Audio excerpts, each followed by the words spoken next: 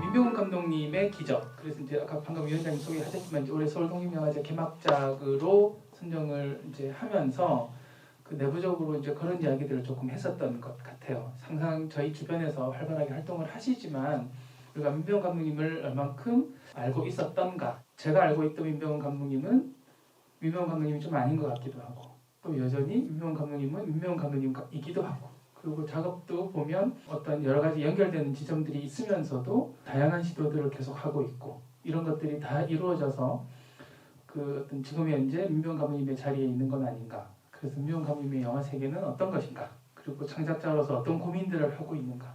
이런 것들을 조금 좀 심도 깊게 한번 들어보자. 이런 것들이 저희 오늘 프로그램의 기획 내용이고요. 사실 이게 자신의 창작 작업 세계를 이렇게 이야기하는 시간이 없죠. 예, 그렇게 뭐 부끄럽기도 하지만 이렇게 자기 자신의 내면을 이렇게 들여다보는 그런 시간을 갖는다는 게 쉽지가 않은 자리인데 영화 이전에 그 생각들, 그다음에 어떻게 영화를 만들게 되는 동기, 기인 뭐 이런 부분들을 이야기할 수 있는 자리가 영화하면서 처음인 것 같아요. 편한 자리라고 생각을 하고 편하게 얘기를 하려면 저의 첫 작품을 얘기를 할 수밖에 없을 것 같아요. 그래서 제가 그 당시에는 용기 있게가 아니라 좀 무모하게 그냥 저도 어린 시절에 영화를 막 좋아하는데 특히 제가 이제 그쪽 영화를 좋아하는 것 같아요. 스키가 들어가는 폴란드 영화, 러시아 영화를 이렇게 좋아했었는데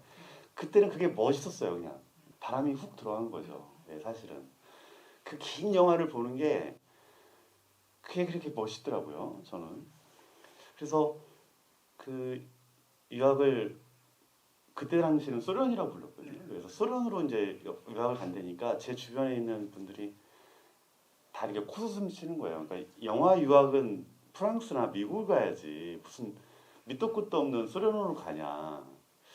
그렇게 만류를 하는 걸 보니까 가야겠다는 생각이 더 들더라고요. 그러니까 이렇게 만류하는 거는 반드시 해야 되는 거구나. 그래서 호련히 모스크바로 날아갔고 저는 굉장히 운이 좋은 감독이에요. 사실 처음부터 지금까지 제가 이렇게 영화를 만들 수 있고 이런 자리가 마련하는 거는 정말 운이 좋아서예요. 예. 운이 좋아서 러시아로 갔고 운이 좋아서 차르콥스키의 촬영 감독인 바딤 유소프가 저의 스승이었으니까 이 바딤 유소프하고 수업을 하거나 그 촬영하는 게 재밌었어요. 영화를 보는 것보다 영화를 만드는 게 훨씬 재밌어요. 그러니까 저도 사실 관객 입장에서 영화를 많이 보는데 영화를 만드는 것보다 그러니까 보는 것보다 만드는 게 훨씬 더 재미있고 즐거워요. 사실 좋은 영화 보면 질투도 나고 영화 만드는 게 훨씬 더 재미있는 작업이어서 모스크바에 가서 그 유학 시절에 신나게 그러니까 사회는 어둡지만 그 현실은 녹록지 않지만 그 영화의 맛 뭐 이런 게 참 좋았어요. 힘들었다는 생각보다는 좋아했어요. 러시아를 제가 좋아했고 그 추운 날도 좋고 다 좋았어요. 졸업 영화를 만들어야 되는데 저는 버리날다 영화가 이렇게 개봉되거나 이렇게 영화제 나갈 거라고는 1도 생각이 없었어요. 1도 없었고 영화제 나가거나 어디서 이렇게 상영한다는 걸 상상도 못했죠. 모스크바에서 영화를 만들지 않고 제가 타지키스탄으로 날아갔을 때 제가 내전 중이어서 제가 목사 신분으로 위장을 해서 들어갔어요. 그 모스크바에서 왜 촬영을 안 하고 타지키스탄으로 갔냐면 물론 시나리오가 모스크바하고 맞지 않기 때문에도 그렇지만 그 영화를 모스크바에서 찍으면 안 되겠다는 생각을 했어요. 잘못하면 타르콥스키 흉내내는 사람 뭐 이렇게 될 것 같아요. 근데 제가 좋아하는 거랑 하고 싶은 거랑은 좀 다르잖아요. 그러니까 제가 예술 영화를 좋아하고 많이 보기는 하지만 제가 하고 싶은 건 좀 다른 거예요. 근데 그 하고 싶은 게 버리날다였고 버리날다를 만들려면 그 우물을 찾아서 그 마을로 들어가야 됐고 그래서 타지키스탄이라는 그 오지의 마을로 들어가서 6개월을 살았죠. 그래서 살면서 영화를 만들어서 첫 영화가 나오게 됐는데 편집을 하고 나니까 1시간 30분이 나온 거예요. 원래 장편 그런 계획이 전혀 없었어요. 그냥 만들다 보니까 편집을 끝냈는데 1시간 30분이 된 거고 그때는 스탠백으로 편집을 해요. 이 롤 돌리면서 편집 35mm 필름으로 이 손 감각 만져가면서 편집을 했는데 그때도 되게 재밌었어요. 그래서 제 영화가 나오고 뭐 이렇게 했었을 때 타지키스탄이라는 곳을 가서 영화를 만들고 그때 편집실에서 생각을 했던 게 이 이후의 작업을 만들어야겠다. 영화 너무 재밌다. 그러니까 제 영화 재밌는 게 아니라 이 영화 작업하는 게 너무 꿈 같고 마술 같고 너무 신나는 거예요. 그래서 그때 이제 구상을 한 작품이 괜찮아 울지마 포도나무를 배워라요. 그래서 제가 일명 두려움에 관한 3부작을 준비하게 됐죠. 그래서 한국에 들어왔을 때도 이제 포도나무를 배워라까지 제가 만들겠다라는 생각이 있었고 두려움 3부작을 인간에게 기인하는 두려움이란 무엇인가. 근데 그거를 너무 스키적으로 풀지 않고 제 방식대로 제가 은유하는 방식대로 영화를 만들면 어떨까라고 해서 타지키스탄 그다음 작품 괜찮아 울지만은 우즈베키스탄 그다음에 포도나무를 배워라는 서울에서 이제 두려움에 관한 3부작까지 만드는 거는 이 세 개 작품이 사실은 제 영화 중에 스태프들이 제일 많았던 시기예요. 어린아이다도 스태프들이 한 100여 분, 괜찮아 울지마도 100여 분, 포도나무를 배워라는 한 150분 뭐 이렇게 스태프들이 많았어요. 그때는 또 그렇게 영화를 만들어야 되는 줄 알았어요. 예. 이 3부작 영화를 마치고 나서 이제 들었던 생각들이 이게 과연 진짜 내가 좋아하는 영화인가? 제가 하고 싶은 영화가 또 따로 있더라고요. 그러니까 성장해 가면서 그게 이제 저의 단편 영화를 이제 만들기 시작하는 동력이 된 것 같아요. 그러니까 장편 영화를 만들면서 이걸로 해소가 안 되는 거예요. 왜냐하면 이거는 계속 소통에 관한 문제니까. 그러니까 뭐 흥행 성적도 별로 안 좋지. 그러니까 이렇게 우울할 때 그 우울감을 피하기 위해서도 그렇지만 정말로 제가 하고 싶은 거, 그러니까 아예 그 뭐 관객 뭐 이런 거 신경 안 쓰고 소통 신경 안 쓰고 만들 수 있는 영화가 뭘까? 그게 단편 영화죠. 그래서 단편 영화를 노스텔지어부터 시작을 해서 이제 만들기 시작한 거예요. 근데 이거는 뭐 완전히 제가 이제 하고 싶은 영화를 신나게 하는 거죠. 이러다 보니까 이 갈증이 조금 더 이제 해소가 되더라고요. 그러니까 영화의 갈증을 영화로 푸는 거죠. 두려움 3부작, 벌이 날다, 괜찮아 울지마, 포도나무를 배워라 같은 경우는 사실은 굉장한 나름대로 어떤 성취와 색깔들이 분명히 있었던 영화들이기도 하고 임영웅 감독님이 해외에서 상도 막 받으시고 막 그랬던 시절. 그래서 어떤 그 한국에서 한동안 약간 붐이 있었던 그 작가 영화, 예술 영화를 만드는 어떤 계보에서 굉장한 나름대로 어떤 위치를 점하고 있던 시절이었었어요. 사실은 그 당시의 어떤 흐름들을 미쳐봤을 때 나름대로 어떤 감독님이 원하던 그림 그리고 원하던 어떤 영화의 세계가 좀 있었을 것 같고 그게 그 영화들을 통해서 어떻게 이렇게 반영이 되고 드러났는지 그런 이야기들도 좀 개인적으로 궁금하거든요. 그 작업에 제가 이제 세 번의 큰 요동이 있었던 것 같아요. 지금 첫 번째 이야기를 하고 있는데요. 그 첫 번째 시기에 두려움 3부작 이렇게 만들 때 이게 이제 포도나무를 배워라는 2007년도 작품이거든요. 그러니까 벌이 날다가 98년도 작품이고 괜찮아 울지마가 2002년도 그다음에 포도나무를 배워가 2007년도 이렇게 나온 영화인데 이게 그러면 거의 한 8, 9년 되잖아요. 그러니까 요 첫 번째 시기에 제가 어떤 작업을 했었냐면 그 포도나무를 배워라는 CA하고 투자받아서 일을 했는데 이게 안 맞는 걸 느꼈어요. 제가 약간 뭐랄까 시나리오 검열 이렇게 배우들 검열 이렇게 되는 걸 느꼈어요. 물론 제가 이제 이기지만 말도 안 되는 뭐 다 거절을 했지만 두려움 3부작 요렇게 마련하고 제가 DVD까지 다 찍어내서 딱 만들어냈을 때 들었던 생각은 더 독립적이어야겠다는 생각을 했어요. 그러니까 자칫 잘못하다가는 그 영화로 인해서 오히려 그 좋아하는 영화가 나의 우울증을 건들 수도 있겠고 나의 화를 내는 사람이 되는 거죠. 자칫 잘못하면 감독이 자꾸 화내는 사람, 뭐 불만 가진 사람, 뭐 이렇게 돼버리는 거는 정말 이건 누구도 원하지 않잖아요. 그러니까 막 행복하지 못하지만 그럼에도 불구하고 꿋꿋하게 가려면 어떤 시스템에 종속되는 것이 아니라 내가 독립적인 사람이 되어야 되고 독립적인 시나리오를 써야 되고 또 독립적인 얘기를 해보자 해서 이 세 번째까지는 제가 스태프들 배우들과 관계를 하면서 그런 영화의 독립적인 형태를 만들었는데 이때까지가 필름으로 찍은 영화였어요. 그러니까 여기까지가 이제 필름 35mm로 카메라로 찍은 영화고 스탠백에서 다 편집을 이뤄낸 영화죠. 이 당시는 그런 마지막에 그런 기시감이 있었지만 그럼에도 불구하고 굉장히 순수했고 좋았던 시절이에요. 왜냐하면 그 영화를 하는 맛, 또 극장에서 개봉하는 맛, 또 뒤풀이하는 맛, 뭐 이런 게 너무 즐거운 거예요. 저는 지금 영화를 찍어도 저는 항상 뒤풀이를 하거든요. 그 뒤풀이 없는 영화가 무슨 뭐 그게 뭐야?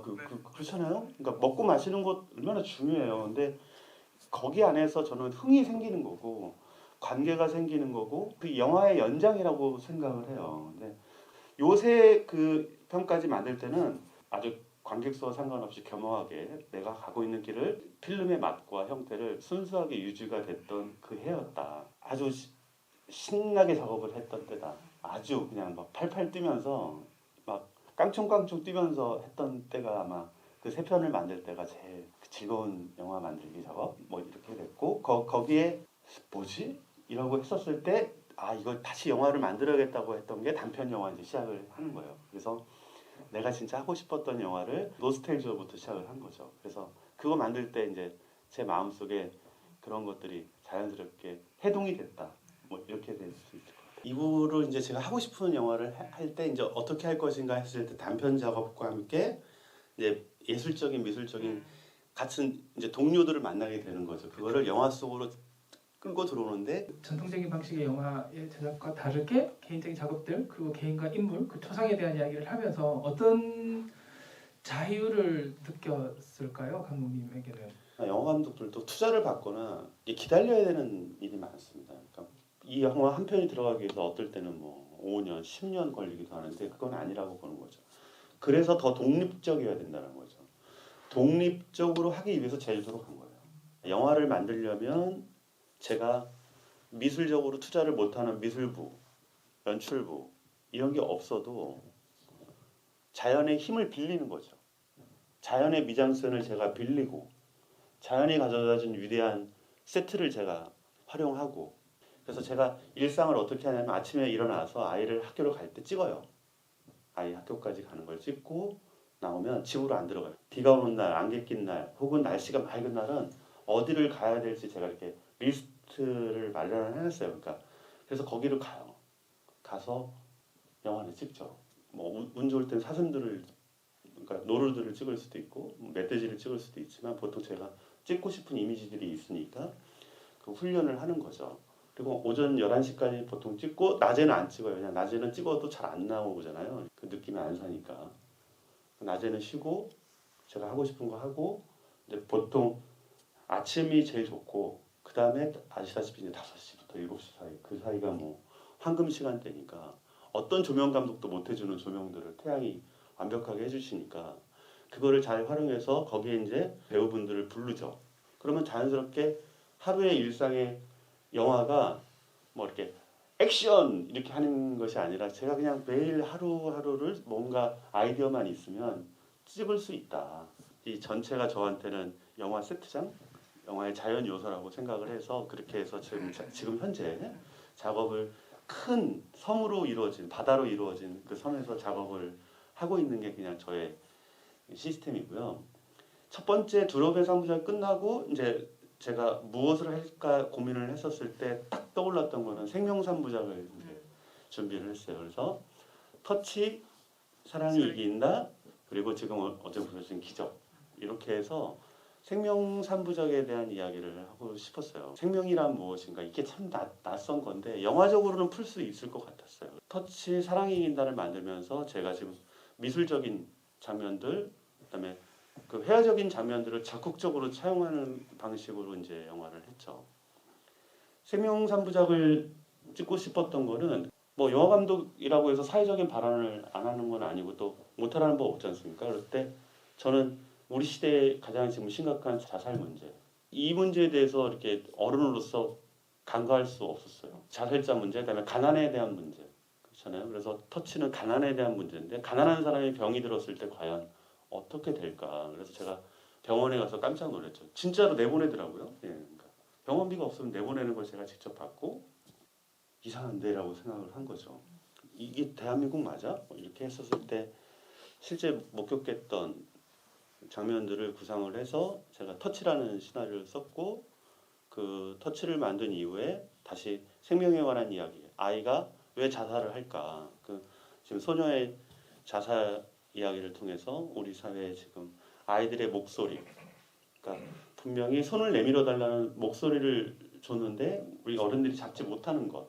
영화 제목처럼 사랑이 이겨야 되는데 사랑이 지는 세상이 됐으니 그 부분에 대해서 문제 제기를 하는 극영화를 만들고 싶었고 그런 기적까지 생명에 관한 이야기들을 할 수 있었어요. 이상하게도 이 세 개의 작품들을 이렇게 막 할 때는 그 첫 번째 그 했던 깡총깡총 뛰는 마음은 없어지고 좀 무거웠어요. 제가 어려운 얘기를 무거운 얘기를 하다 보니까 저도 무거워졌어요. 머리가 아프고 그러니까 말씀드린 다행히도 그 머리가 아프고 무거워진 그 몸을 단편 영화로 제가 하고 싶은 걸로 계속 만들었기 때문에 이후에 이제 가면과 거울이라는 작품을 만들고 부엉이 눈 만들고 뭐 쭉쭉쭉쭉 만들어 나가면서 이제 그게 잠깐 저를 이렇게 치유해주거나 온화하게 해줬지만 그럼에도 불구하고 터치 때는 그런 마음을 만들어서 보여준 것도 힘든데 독과점 문제로 또 제가 한바탕 하면서 그 제 영화를 스스로 내려버리는 그런 일을 또 하다 보니까 그냥 본의 아니게 사회적인 이슈가 됐던 거고 그러면서 이제 제가 블랙리스트에 제대로 이렇게 이제 상업적으로나 뭐 정치적으로나 그렇게 되면서 이제 말 그대로 본의 아니게 독립적인 사람이 된 거죠. 왜냐하면 투자의 길이든 뭐 배우의 길이든 뭐 이런 것들이 이제 쉽게 이루어지지는 않으니까. 근데 그게 뭐 이렇게 불편하거나 그러지는 않았지만 영화를 뭘 할 때 한 팔이 좀 잘리는 느낌? 뭔가 이렇게 거세당하는 느낌이 있었어요. 근데 이때 딱 우울증 걸리기 딱 좋을 때거든요. 그러니까 이게 사회적으로 이렇게 병 걸리기 딱 좋을 때인데 다행히 영화를 만들 수 있는 다른 출구가 있으니까 그래서 그때 작업을 다시 단편 영화 만들면서 힘을 얻고 또 영화인들 동지가 아니라 이제는 폭을 좀 넓혀봤어요. 우리 김남표 화가님뿐만 아니라 구럽도 뭐 구럽도 분들 또 환경운동가 분들 문학하시는 분들 그림하시는 분들 사진하시는 분들 이렇게 다양하게 예술 하시는 분들과 소통을 하니까 엄청 좋은 거예요. 그러니까 풍요로워지는 거예요. 영화를 통해서 내가 이렇게 만나본 분들이 되게 멋있는 분들이 정말 많은 거예요. 그래서 영화의 방향을 조금 사람을 통해서 제가 위로를 받을 수 있었고 몸과 마음이 있을 때 다행히도 영화 단편 영화 그리고 그 교류하시는 예술가 분들 그분들의 작업을 보면서 제가 이렇게 용기도 얻고 힘들지만 어쨌든 그런 영화를 만들면서 다이어트를 하기 시작했어요. 그러니까 몸의 다이어트가 아니라 제 영화의 다이어트. 포도나무를 벽은 어쨌든 제 영화의 작품이 세계가 좋다고 한다 하더라도 흥행에는 실패하잖아요. 근데 흥행에 실패하면서 늘 스텝은 100명을 달고 다녀. 이건 말이 안 되잖아요. 그 제작비가 얼마겠어요. 그러니까 이렇게 하면 안 된다라는 거죠. 그럼 스텝을 줄여야 되잖아요. 줄여서 다이어트를 해서 날렵하게 만든 다음에 그 다음에 그 영화를 날렵하게 만들어서 나름의 자기 작품 갖고 승부를 해야 되는데 이전에 무거웠던 짐을 내려놓기 시작하는 거예요. 그래서 사랑이 이긴다 할 때부터 좀 줄여가기 시작한 것 같아요. 그러니까 다이어트를 해보자 그래서 이제 제가 할 수 있는 부분을 먼저 희생하는 거죠. 그게 뭐냐면 연출부를 없앤 거죠. 그러면 연출부가 없으니까 감독 의자가 없어지잖아요. 감독 의자가 없어져야지 제가 일어나서 연출을 할 수 있고 그리고 모니터를 없애는 거죠. 현장 모니터를 없애고 그러니까 다 이제 이렇게 치는 거죠. 그래서 결론을 말씀드리자면 기적 영화, 개막식 영화, 기적 영화는 스텝 3명이서 만든 영화예요. 저하고 촬영 감독, 우리 뒤에 있는 이상훈 감독하고 조 감독 이렇게 3명이서 만든 영화입니다. 3명까지 줄였고 지금 약속은 2명까지 할 수 있을 것 같아요. 그러니까 그 줄여서 그 완성도를 또 경험으로 대체를 해서 최소한의 인원으로 최소한 그 노력으로 최대 효과를 할 수 있는 그 꾸준함으로 갈 수 있는 그 노하우를 훈련을 한 거죠. 스텝을 줄여가면서 또 다이어트를 해가면서 영화를 만드니까 편해졌어요. 그러니까 영화 만드는 게 굉장히 자유롭고 편해지면서 제가 이 서울 독립영화제 이름처럼 독립적인 사람이 된 것 같아요. 그래서 독립이 되니까 편해요. 독립적으로 찍을 수 있고 또 이걸 찍어서 어디다 내야지 누구 이런 게 없거든요. 저는 진짜 좋아서 하려고 한 거니까. 그리고 좋은 영화를 나름의 제 기준을 가지고 만들고 줄여가면서 하다 보니까 자본으로부터 독립이 되는 거죠. 아시다시피 제가 투자를 하는 거고 제가 만드는 거니까 어느 일절 어디 투자를 받아본 적이 없으니까 터치로 받아본 적이 없으니까 독립적으로 만들면서 독립을 하니까 개봉을 해야 될지 안 해야 될지도 제가 결정을 하는 거예요. 그래서 황제 같은 영화는 그러니까 피아니스트 김선옥 씨랑 하면서도 너무 즐거웠는데 그건 진짜 말 그대로 음악 영화니까 제가 힐링 받으면서 영화를 찍었는데 개봉 안 했죠. 예, 하기 싫으니까.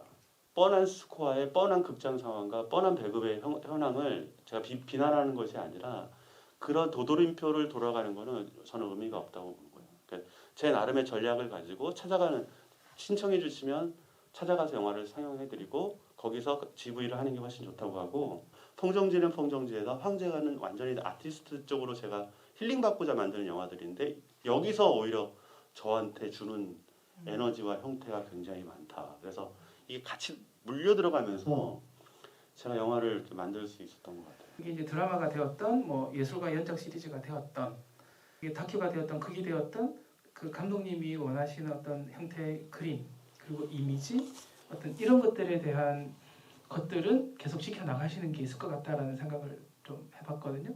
그게 굉장히 어떤 구성적인 요소들도 있고 그리고 그 배경은 일반 그냥 자연인 거고 그리고 나름대로 이게 사회적인 메시지가 있는 그리고 어떤 그런 분명한 어떤 의도가 가지고 있는 공간을 배경으로 해서 그런 것들을 설치를 하시고 자연의 4대 요소인 물, 불, 바람 이런 부분들을 제가 영화에 굉장히 적극적으로 이제 활용을 하는데 좋아하기도 하고 태풍 오면 저는 무조건 뛰쳐나가서 영화를 찍는 사람인데 바람, 비, 불, 물 뭐 이런 게 이제 잔잔할 때는 이렇게 있지만 이게 성이 나거나 무언가에 이렇게 탁 주면 엄청난 시너지를 우리 인간에게 주거든요. 그래서 우리가 캠핑 가서 불멍을 하면 불만 보고 있잖아요. 이 작은 불도 그런 효과가 있는데 거대한 그 불과 형태를 우리가 인간에게 가운데다 이렇게 요소를 전해주면 그 시너지는 굉장히 큰 거죠.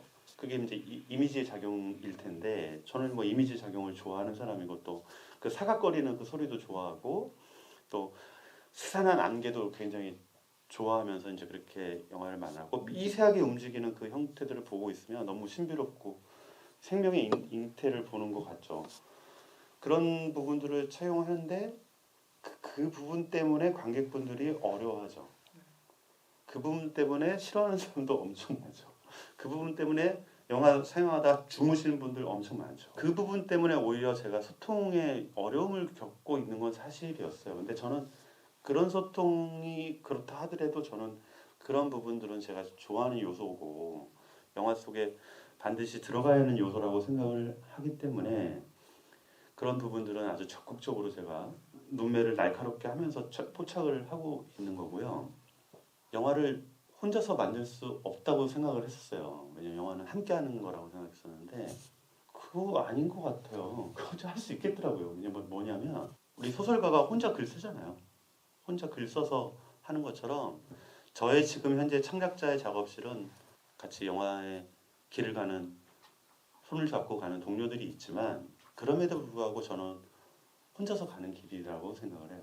누구와 상의를 해서 이 길을 갈까 저 길을 갈까 하는 게 아니라 제가 독립적으로 자유인이기 때문에 자유로운 상태에서 제가 하고 싶은 영화를 만들어야 되고 그것이 누구의 스스로의 검열 필요 없고 스스로 깡총깡총 뛰면서 나아가는 묵묵하게 만들어지는 그 형태가 되려면 다이어트는 많이 했으니 이제는 그 다이어트에서 절정판인 혼자서 가는 길이 필요하다.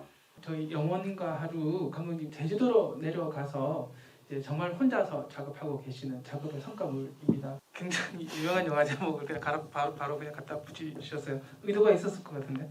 제가 테살로니키 영화제에 갔을 때 안겔 프로스 감독이 저를 좋아해 주셨어요. 제 영화를. 안겔 프로스 감독 영원가루도 제가 좋아하는 영화였지만 이 영원가루는 저의 식대로 쓸 수 있을 거라고 생각이 들었어요. 그러니까 이게 두 인물의 이제 마음 속에 있는 풍경, 스산한 여정, 그 하루가 영원 가도 같은 그런 마음으로 제가 일기 쓰듯이 영가루라는 그런 테마로 저를 위로하고자 이렇게 만든 영화였고, 이렇게 이런 영화는 다시 한번 말씀드리지만 두 개의 저의 거울이 있다고 하면 한 개의 거울이 이 정도를 하는 거고, 또 하나는 제가 나아가는 영화가 있죠.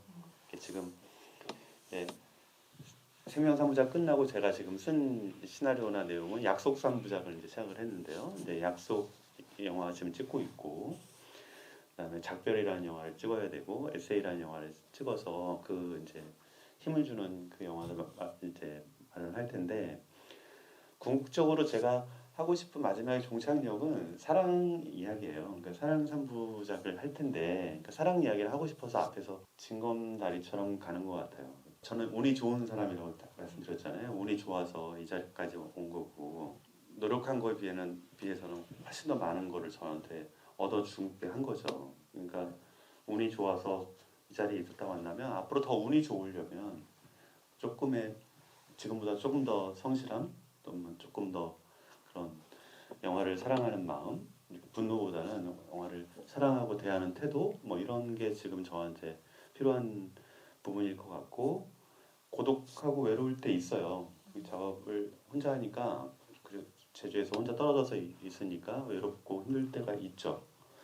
근데 저만 그러겠어요? 우리 모두가 다 그렇잖아요. 그러니까 그런 부분을 생각하면 오히려 제가 영화를 통해서 궁극적으로 하고 싶은 이야기가 무엇일까 했었을 때, 사비를 들어가며 이렇게 힘든 어떤 나름의 그런 길을 가고자 하는 거는, 어떤 화가분들은 그림을 통해서 이야기를 하는 분들이고, 소설가는 소설을 통해서 이야기한다면, 저는 영화를 통해서 제가 전하고자 하는 메시지가 그 작품마다 녹아 있는데, 지금 영원가루 같은 경우는 그냥 저런 여정 자체가 우리에게 짧은 하루의 여정일 수 있고 인생의 여정이라고 본다면, 이게 어떤 분한테는 휴식이 됐고 그냥 이렇게 되면 저는 정말로 감사해요. 네. 그러니까 공유하는 거죠. 제가 영화를 혼자 보기 위해서 만드는 것이 아니라, 언젠가는 제가 영화를 좋은 기회 때 다 공개를 하겠지만, 그런 작품들을 봐서 그 사람에게 조금이라도 위로가 될 수 있고, 어떤 분들에게 미지 있는 분들이 제 작품을 보고 조금이라도 그런 시간을 이렇게 풍요롭게 느꼈다면, 뭐 제가 영화 만드는 게 아깝지 않죠. 너무 좋을 것 같고, 저 개인 사정으로 인한 뭐 이런 어려움과 슬픔이 있지만, 그래도 운 좋게 제가 영화라는 친구가 있었고, 영화라는 동지를 얻었고, 또 제 주변에 예술가분들이 많이 포진되어 있다라는 그것만으로도 정말 엄청난 작업에 큰 영향을 받는 거예요. 동지의식, 동료의식이 있다라는 것만으로도 엄청난 힘이 되는 것처럼, 저에게는 미지의 관객분들이 있을 것이고, 그분들을 향해서 제가 이렇게 엽서를 쓰는 거죠. 이렇게 편지를 쓰는, 영상 편지를 써서 이렇게 공개하는 그런 거라고 한다면 좀 쑥스럽지만, 그냥 그런 마음을 담아서 쓰는 것이고, 그걸로 좋게요. 요즘 제주살이에 대한 이야기를 조금 해주시면 좋을 것 같아요. 온전히 나의 시간을 갖는다는 게 중요해요. 내 시간을 누리는 거죠. 내 시간을 가지고 카메라로 이렇게 내 일기를 쓸 수 있는 그 시간이 완벽하게 확보가 됐다는 것이 굉장히 행복하고 운이 좋다라는 생각을 하고요. 아쉬운 점이 없어요. 지금 나올 영화가 팬텀 영화는 이제 후반 작업 중이니까, 팬텀 영화를 기적 팬텀, 그다음에 지금 만들고 있는 약속까지 다 해서 영화 일이 신나게 많이 있고요. 그러니까 장편을 지금 기적까지 하니까 9편, 단편도 9편이라고 하더라고요. 그러니까 이렇게 하면서 쭉 영화를 만들어 왔는데 행복하고 좋았어요.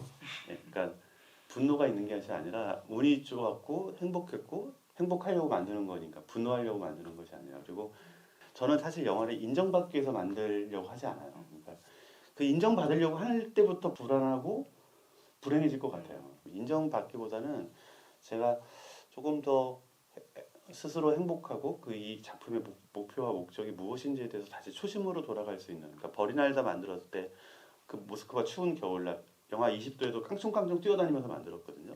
뭐 눈싸움 하면서 만드는 그런 어린 순수 시절로 다시 계속 그 초심을 잃지 않아야 된다고 생각을 하고, 정말 그 영화의 그 가지고 있는 순수성, 그런 부분들로 다시 힘을 내서 제가 영화를 만들기를 제 스스로 잘하고